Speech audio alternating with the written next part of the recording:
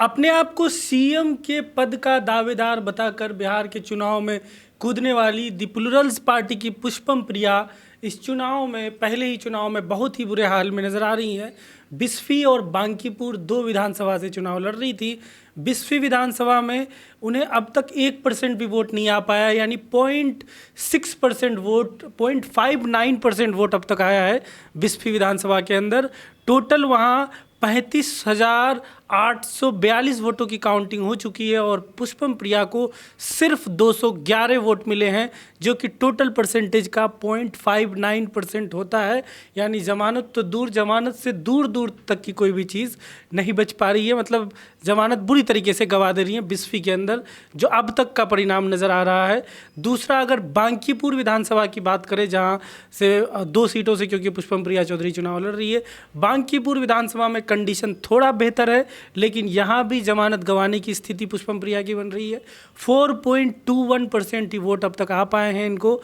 यहाँ पर 9,245 वोटों की काउंटिंग हो चुकी है और पुष्पम प्रिया को सिर्फ 389 वोट ही मिले हैं, जो कि 4.21% होता है। यानी दोनों ही सीट जहां से पुष्पम प्रिया चुनाव लड़ रही हैं, बिस्फी से और बांकीपुर सीट, दोनों पर हो सकता है कि पुष्पम प्रिया जमानत भी गंवा दे और बहुत बुरी तरीके से हार भी सकती हैं। अभी जो शुरुआती रुझान है उसके हिसाब से तो यही लग रहा है।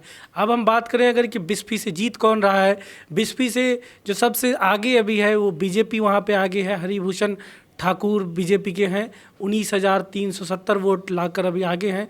दूसरे पर राष्ट्रीय जनता दल आरजेडी के फैयाज़ अहमद हैं दूसरे स्थान पर।